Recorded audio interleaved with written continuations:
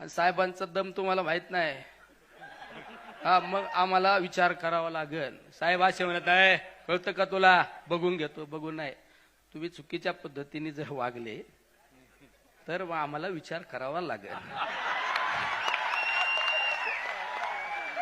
ये इसमें बहुत दम है, इसमें बहुत दम है. नाही तर तुम्हाला दम म्हणजे काय? बघतो का रे हराम. हे ज्याची त्याची स्टाईल असते. मी जर म्हणलो तर बघून घेतो, तो नाही इसमें दम नाही. मला म्हणाला तुला समजत का? नाही तर बघा तुला उलटा पालटाच करून टाकीतो. ही आपली स्टाईल. आवड साहेबांची सुद्धा बघून घेतो लगे. हा, पण या सगळ्या दमात मोठा दम कोणचा?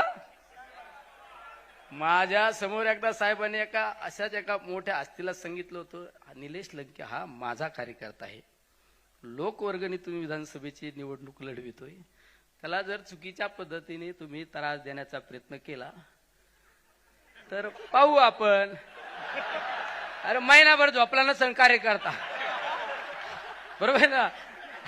आमच्या जिल्हाध्यक्ष महिनाभर झोपला नसेल. ये त्याच्यामुळे आम्हाला तर कायम टचका असतो, साहेब हसले का आणि साहेब गप का.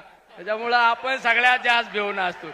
साहेब हसल्याला गणित तुम्हाला जर कळालं ना, त्याला तुमच्या टांग खालून जाईल. आणि साहेब गप का हे जरी तुम्हाला कळालं ना, त्याला आपण तर तुमच्या समोर लोटांगणच घेईल.